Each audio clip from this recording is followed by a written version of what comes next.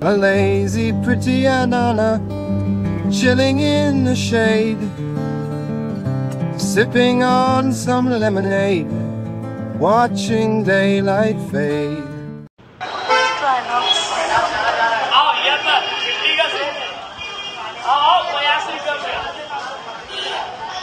Madam चला रही है।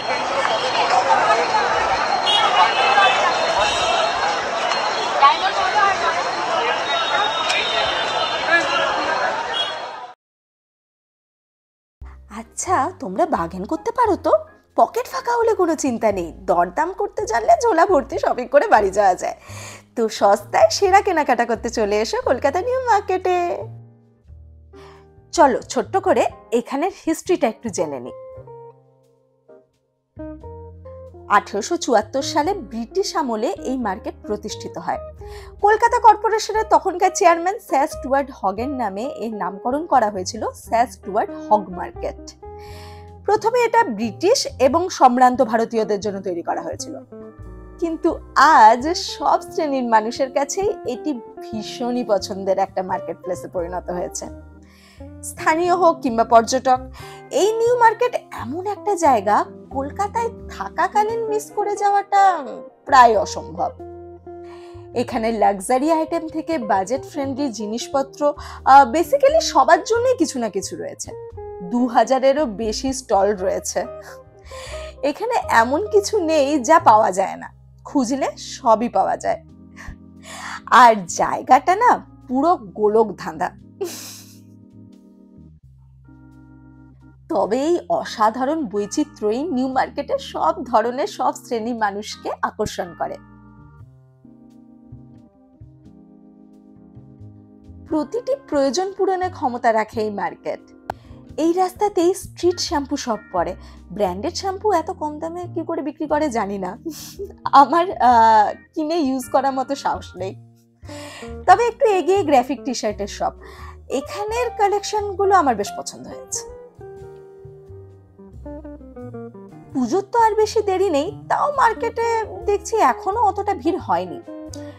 ইনি বলছিলেন ভিডিওতে আমি যেন সবাইকে বলি এখানে এসে কেনাকাটা করতে। এবছরে অন্যবারের মতো নাকি লাভ হচ্ছে না। তবে আমি তো বলবো উৎসবের আনন্দে সব ভুলে যেও না, বিচার এখনো কিন্তু পাইনি। আচ্ছা, স্ট্রিট স্টলগুলো তো দেখছি অনেক কম, অনেক স্টলই তো বন্ধ। এই স্টাফ টয়গুলোকে দেখলে না আমার বরাবর খুব লোভ হয়। একবার তো আমি এত বড় একটা বিশাল টেডি কিনে নিয়ে বাড়িতে গেছিলাম, বাড়িতে ঢুকতে না ঢুকতেই টেডি পটল তুলেছিল, সব তুলো ফেটে বেরিয়ে গেছিল। যা বকা খেয়েছিলাম। অনেকদিন এইভাবেই বাড়িতে একটা কোণে পড়েছিল, আমি তো সেলাইও জানি না। রীতিমতো 1 বছর পর একদিন দেখলাম মা সেলাই ফেলাই করে টেডির প্রাণ ফিরিয়ে এনেছে। তারপর থেকে লোভ লাগলেও এখান থেকে সাহস পাই না কেনার। টেডিগুলোর কাছে গিয়ে একটু হাত বুলিয়ে বেরিয়ে যাই। এই মার্কেটটা বড্ড বড়, তাই না? হাঁটতে হাঁটতে ঘেমে জল হয়ে গেলাম। আমি যা হাঁপিয়ে গেছি পুরো হাঁটতে হাঁটতে, আর ঘেমেও গেছি, আমাকে দেখেই বুঝতে পারছো। অনেকটা বড় নিউ মার্কেট। এই ডালের পকোড়াগুলো না আমার খাওয়ার থেকে বানাতে দেখতে বেশি ভালো লাগে। নিউ মার্কেটের জুয়েলারি কালেকশন দেখবে সবসময় ট্রেন্ড ফলো করে, আর সাথে প্রচুর কালেকশনও। অবশ্য ব্যাগ, ড্রেস, জুতো সবকিছুরই কালেকশন এতটাই বেশি, আমার মনে হয় যার যা পছন্দ সব ধরনের সবকিছু পাওয়া যায় এখানে। দামও কত কম, তবে বার্গেন করতে জানতে হবে। আমার যেমন ফিক্সড রেট দোকান ছাড়া শপিং করাটাই লস। বার্গেন স্কিল আমার খুবই খারাপ। এখানে আমার মতো পাবলিকের একটু চাপ আছে।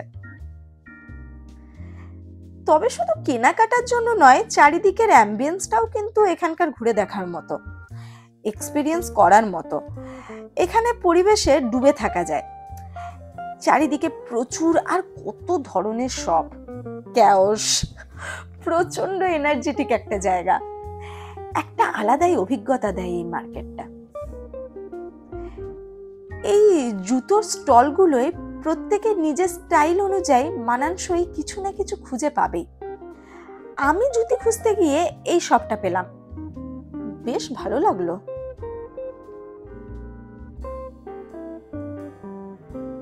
অ্যাড্রেস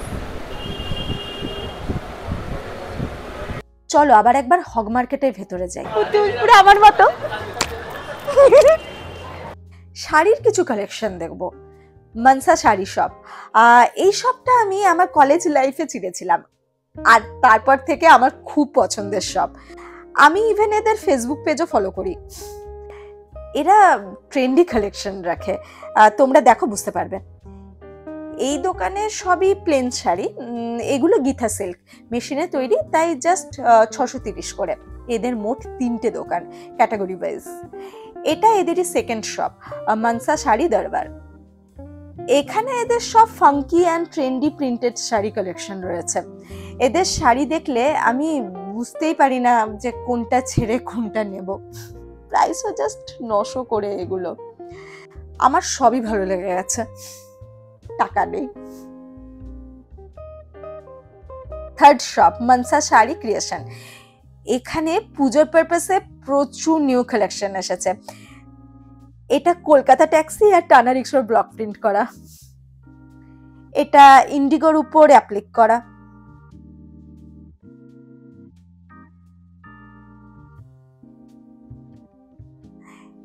এটা ট্রেডিশনাল বেঙ্গলি মাছ print sari. Traditional Bengal famous গামছা কম্বাইন করা শাড়ি।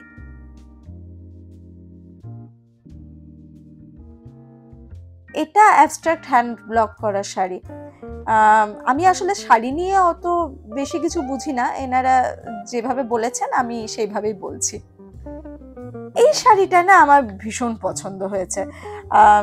জানি না কি শাড়ি, তবে কাঁথা স্টিচ করা, দাম মাত্র 1950 টাকা। পরে দেখি টাকা নিয়ে সেটা তো আমি কিনবই।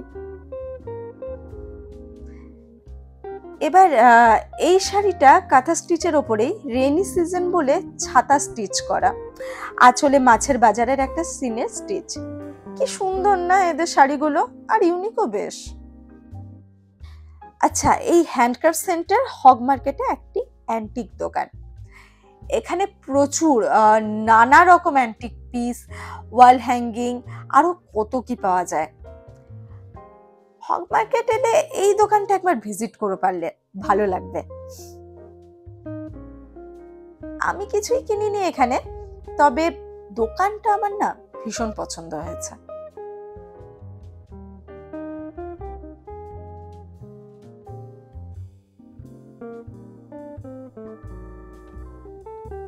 হগ মার্কেট থেকে বেরিয়ে যাওয়ার আগে 100 বছরেরও বেশি পুরনো নোহম অ্যান্ড সন্স বেকারিতে একবার ঢু না মারলে ঠাকুর কিন্তু পাপ দেয়। এখানকার পেস্ট্রি আর কেকের স্বাদ জাস্ট আলাদাই। এবার এখানে আমি এটা নতুন ট্রাই করলাম, কি ঠিক মনে নেই। বাপরে কত সময় এখানে কাটিয়ে নিলাম। অ্যাকচুয়ালি নিউ মার্কেট এমন একটা জায়গা যেখানে সময়ের হিসেব রাখাটা পসিবলও না। একটার পর একটা স্টল, স্ট্রিট ফুড, সবকিছু নিয়ে একটা আলাদাই আকর্ষণ কাজ করে। ফেরার আগেও রাস্তার ধারে দোকানগুলোতে আটকে যাচ্ছিলাম। একটা ছেলেদের শুজের শপে দাঁড়ালাম। শুজ দেখতে না, ছেলেটা বেশ কিউট না?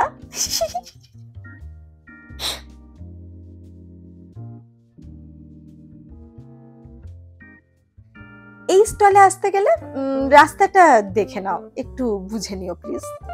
এখানে লেদারের ব্যাগের হিউজ কালেকশন দেখলাম। सबसे बड़ा बात है कि 43 साल पुराना तिवारी जी का रेपुटेड शॉप है, जो है सब हम लोग खुद बनाते हैं एंड ऑल ओवर इंडिया। तो बहुत नामी दामी शॉप है, हम लोग खुद बनाते हैं। लेदर का जूता छोड़ के सब कुछ मेरा पास मिलेगा, जो प्राइस में देगा। This is the challenge price. Thank you দাদা। সুন্দর সুন্দর জুটের ব্যাগ, বাচ্চাদের কোলাপুরি চপ্পলের স্ট্রিট শপ পেরিয়ে একটা শপ যেখানে অ্যানিমি ক্যারেক্টার্স বিক্রি হচ্ছিল। কি সুন্দর, ভাবলাম একটা তো কেনা উচিত, হালকা কিনে নিলাম। টুং টুং টুং টুং। শেষে এই বইয়ের স্টলগুলো স্টক করে এবার বেরিয়ে যাব। আচ্ছা শোনো, আমার সাথে এতক্ষণ থাকার জন্য থ্যাংক ইউ। ভিডিওটা কিন্তু লাইক করতে ভুলো না, শুধু লাইক করলেই হবে না, চ্যানেলটা সাবস্ক্রাইবও করতে হবে। করেছো তো? নেক্সট ভিডিও নিয়ে খুব তাড়াতাড়ি দেখা হচ্ছে। ও আচ্ছা আচ্ছা, শোনো, আমি না এবার পুজোতে শাড়ি কিনবো, তোমরা সাজেস্ট করো না আমাকে কি কালার মানাবে, কমেন্টে বলো কিন্তু। টাটা।